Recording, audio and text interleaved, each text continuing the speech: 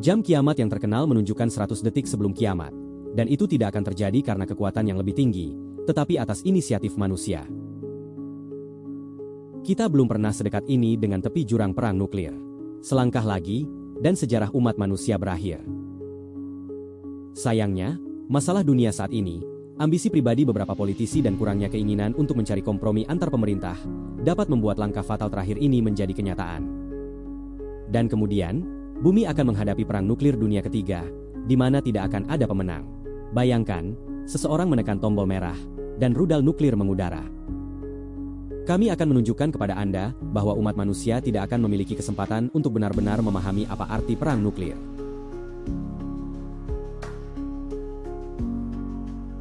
Mari kita lihat kekuatan senjata nuklir dan stoknya di berbagai negara.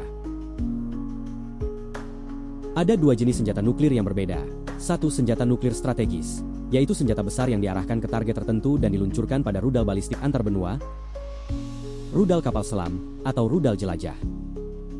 Dua, senjata nuklir taktis, yaitu senjata non-strategis yang digunakan dalam aplikasi yang lebih kecil dan lebih mobile. Senjata ini bekerja berdasarkan fisi inti uranium atau plutonium. Umumnya, senjata-senjata dengan daya ledak lebih kecil ini termasuk bom gravitasi, rudal jarak pendek, peluru artileri, bom kedalaman, ranjau darat, dan beberapa torpedo kecil. Pada saat yang sama, fusi deuterium dan tritium melepaskan energi 10 kali lipat, sehingga bom termonuklir jauh lebih kuat daripada bom uranium atau plutonium. Yang lebih menakutkan, tidak ada batasan teoretis untuk ukuran dan hasil senjata termonuklir. Pada tahun 1961, di Uni Soviet, sebuah bom termonuklir berkapasitas 58 megaton diledakkan di Novaya Zemlya.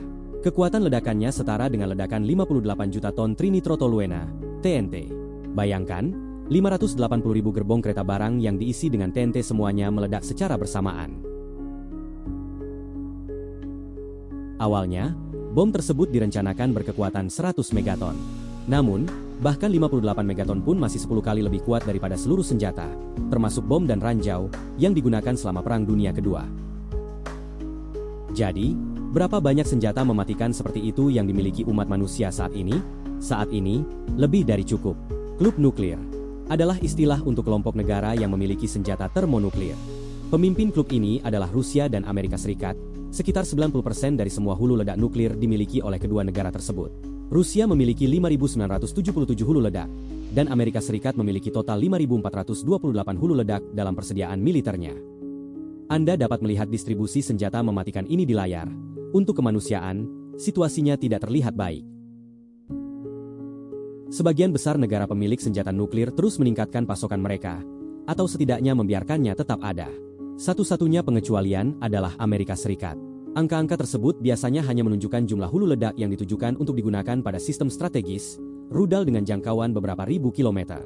Namun, ada juga amunisi nuklir taktis berdaya rendah. Setara TNT-nya seringkali tidak melebihi beberapa kiloton, bahkan sering kurang dari 1 kiloton. Menurut standar modern, itu masih banyak. Bom atom yang dijatuhkan di Hiroshima, yang menghancurkan kota tersebut, dapat dianggap sebagai senjata nuklir taktis. Dayanya tidak lebih dari 15 kiloton. Bandingkan dengan beberapa hulu ledak modern milik Rusia, rudal balistik antarbenua SS-18, Satan, memiliki 10 hulu ledak di dalamnya, masing-masing berkapasitas 800 kiloton. Jadi, satu hulu ledak SS-18 53 kali lebih merusak daripada bom yang dijatuhkan di Hiroshima. Ini berarti satu rudal Rusia 530 kali lebih mematikan daripada bom atom pertama. Rusia memiliki 46 rudal SS-18 tersebut hingga tahun 2022. Selain itu, Rusia telah mengembangkan dan menguji rudal RS-28 Sarmat baru yang dirancang untuk menggantikan Satan, dan rudal ini diperkirakan akan lebih efektif. Mereka juga memiliki rudal Topol dan Yars. Total ada sekitar 320 rudal yang ditempatkan di silo atau kendaraan darat. Selain itu, ada 176 rudal di kapal selam nuklir Rusia, kelas Borei, Delfin, Akula, dan Kalmar. Namun itu belum semuanya. Rusia juga memiliki 68 pesawat pengebom strategis, Tu-95, Ber, dan Tu-160, yang dikenal juga sebagai White Swan, yang secara keseluruhan membawa 580 rudal jelajah nuklir. Semoga saja semuanya ini tidak pernah digunakan. Semoga saja ini tidak menjadi angsa hitam bagi umat manusia. Amerika Serikat memiliki persenjataan mematikan yang hampir sama. Bayangkan semua ini, sekaligus, digunakan untuk melawan umat manusia. Jadi, bagaimana perang nuklir bisa terjadi? Umat manusia belum pernah mengalami kengerian global seperti Perang Dunia Kedua selama lebih dari 70 tahun. Kebanyakan orang yang mengingat pengeboman dan ketakutan saat segala sesuatu di sekitar runtuh dan terbakar, kini kebanyakan sudah tiada. Itu adalah masa-masa ketika tidak ada harapan untuk mendapatkan perawatan medis sekecil apapun. Orang-orang harus kelaparan selama berminggu-minggu, berbulan-bulan, atau bahkan bertahun-tahun. Untuk tetap hangat, mereka terpaksa membakar perabotan dan buku-buku mereka. Orang modern hanya melihat perang nuklir di permainan komputer. Sayangnya, bahkan beberapa politisi pun tidak memahami semua kemungkinan konsekuensinya, dan itu meningkatkan risiko konflik nuklir. Risiko ini juga difasilitasi oleh sistem pertahanan rudal modern yang dimiliki oleh negara-negara nuklir terkemuka. Para elit politik Rusia dan Amerika kadang berharap dapat menghancurkan musuh geopolitik utama mereka dengan satu serangan rudal, lalu menghindari serangan balik dengan bersembunyi di balik payung pertahanan rudal. Contohnya, sistem anti-rudal Rusia A-135. Sistem ini mencakup struktur besar, piramida 4 sisi, dengan ketinggian 33-35 meter, panjang sisi dasar 130-144 meter, dan lebar di atap 90-100 meter. Ini adalah DON 2 dan stasiun radarnya, yang terdiri dari 2 pusat komando dan kendali, serta puluhan hingga 100 interceptor anti-rudal jarak jauh dan jarak pendek. Semua sistem ini dilengkapi dengan hulu ledak nuklir, dengan hasil hingga 1,4 megaton, yang hampir 5 kali lebih kuat daripada hulu ledak Satan. Amerika Serikat memiliki sistem serupa yang terdiri dari beberapa komponen.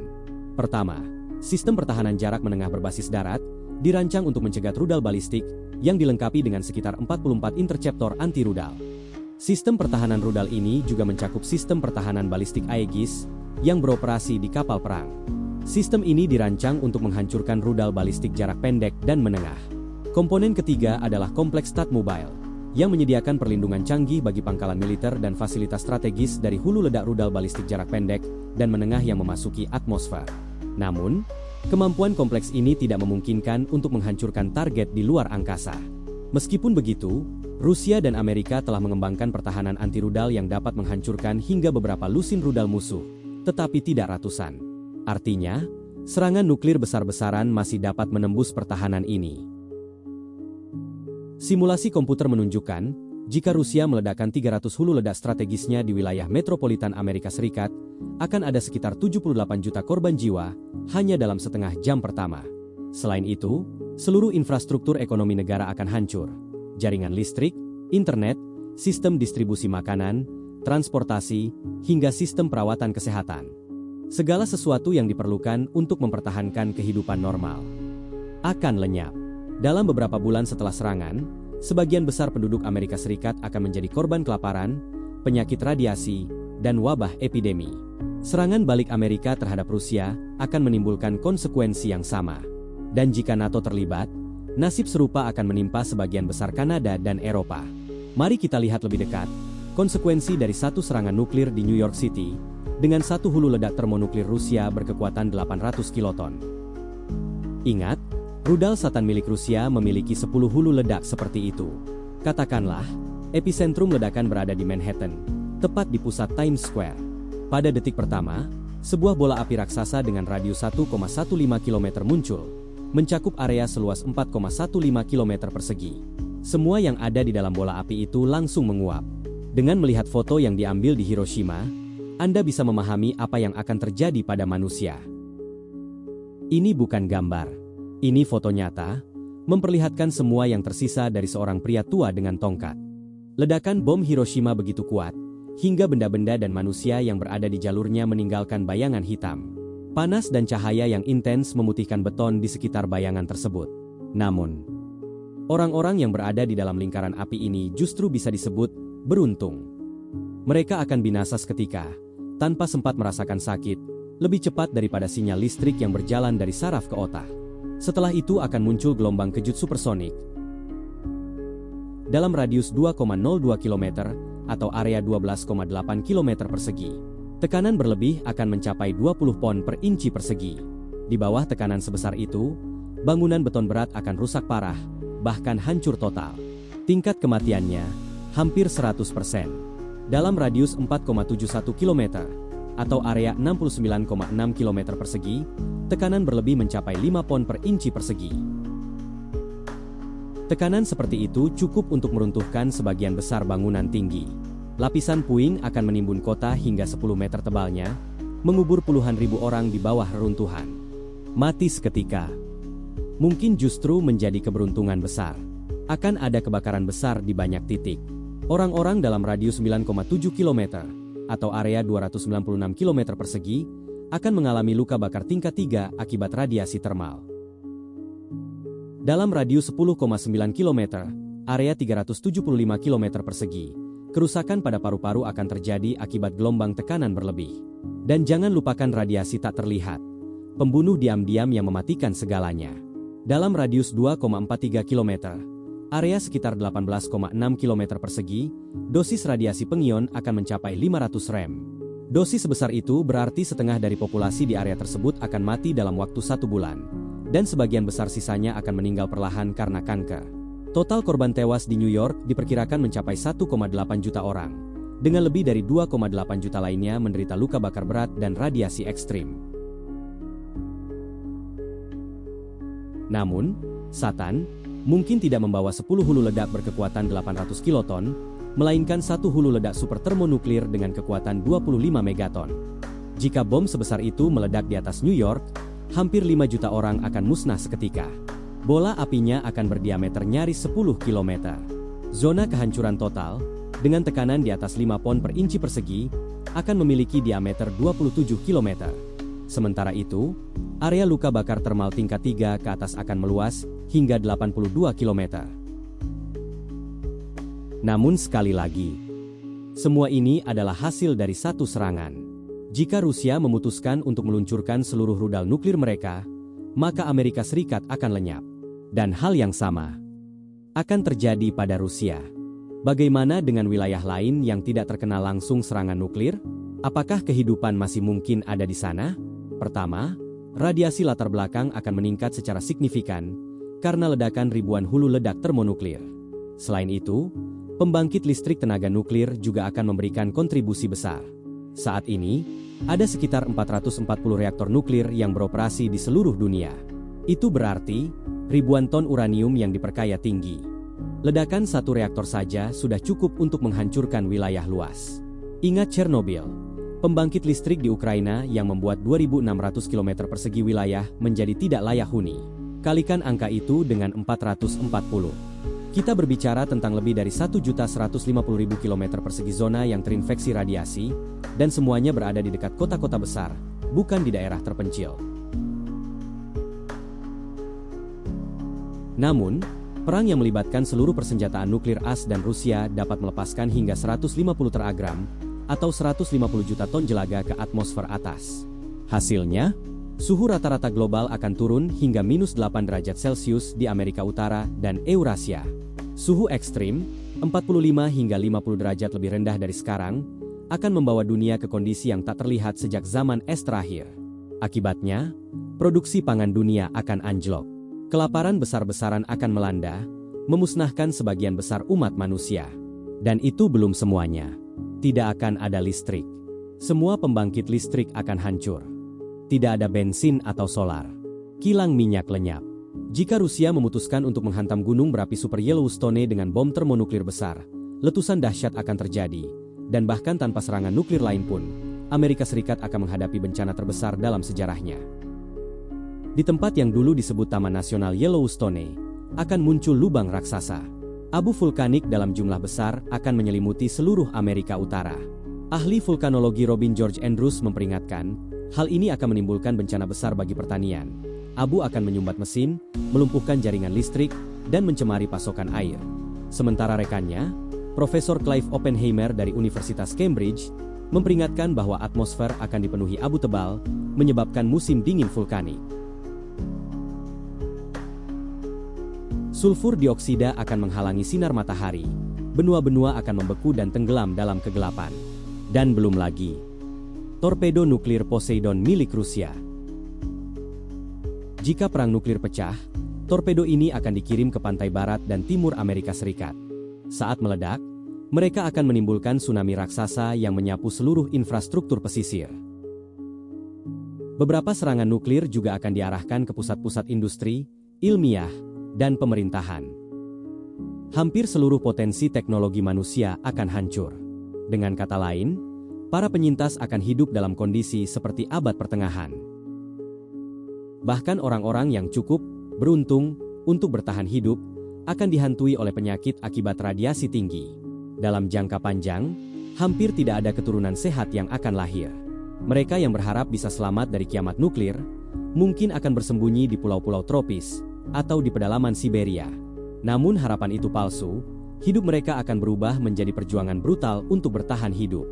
Dalam 1 atau 2 generasi, paling lama 50 tahun, umat manusia akan lenyap sepenuhnya. Atau setidaknya, populasi dunia akan berkurang drastis. Apapun yang terjadi, ini berarti akhir dari peradaban modern. Satu-satunya kesempatan untuk bertahan hidup dan hidup lebih lama akan dimiliki oleh mereka yang memulai kengerian nuklir itu sendiri. Para pemimpin politik Rusia, Amerika Serikat, dan beberapa negara lain telah menyiapkan bunker bawah tanah khusus, ratusan meter di bawah permukaan bumi, dilengkapi dengan semua yang mereka butuhkan untuk bertahan hidup. Namun, semua itu hanya berguna jika mereka berhasil bersembunyi tepat waktu. Bunker-bunker tersebut dirancang untuk menahan serangan langsung senjata nuklir. Menurut laporan Dinas Intelijen Departemen Pertahanan AS, Vladimir Putin memiliki 2 bunker besar. Elit politik Rusia akan berlindung di struktur Supraman ini jika perang nuklir pecah. Para ahli Pentagon mengatakan, kedua bunker tersebut dapat menampung hingga 10.000 orang. Salah satunya berada di bawah Kremlin, sedalam 300 meter, dan satu lagi berada tidak jauh dari Universitas Negeri Lomonosov, Moskow. Keduanya dilengkapi dengan persediaan makanan, bahan bakar, oksigen, alat komunikasi, pos pertolongan pertama, dan berbagai sistem pendukung kehidupan lainnya. Mereka yang berlindung di sana bisa bertahan hidup selama beberapa bulan setelah serangan nuklir. Objek penting lainnya, menurut laporan media barat, terletak di pegunungan Ural, di bawah Gunung Yamantau yang legendaris. Diakini, di bawah gunung ini terdapat bunker bawah tanah rahasia, atau lebih tepatnya, sebuah kota tersembunyi. Para ahli memperkirakan, kompleks ini dirancang untuk menampung hingga 300.000 orang sekaligus. Sebagai perbandingan, jumlah itu hampir sama dengan populasi kota Pittsburgh atau Anchorage. Kompleks bawah tanah ini terbagi menjadi beberapa bagian, disebut sebagai rumah-rumah oleh para perancangnya. Semua infrastruktur yang diperlukan telah dibangun. Komunikasi telah terhubung, dan sistem pendukung kehidupan telah dipersiapkan. Kota bawah tanah itu memiliki semua fasilitas yang diperlukan, cukup untuk membuat penghuninya tetap hidup setidaknya selama 6 bulan tanpa perlu muncul ke permukaan. Infrastruktur serupa juga ada di Amerika Serikat, namun dalam skala yang lebih kecil. Jadi, apakah segelintir orang ini dapat menghidupkan kembali umat manusia? Tentu saja tidak. Hampir semua pengetahuan yang diperoleh manusia selama ribuan tahun sejarah akan terlupakan. Perang nuklir berarti akhir dari sejarah manusia seperti yang kita kenal. Umat manusia bisa punah dalam 1 atau 2 generasi, atau tergelincir kembali ke masa lalu yang primitif. Tidak akan ada pemenang dalam perang nuklir. Kita harus memahami hal ini dengan jelas, dan menyadari bahwa kita telah terlalu dekat dengan tepi jurang.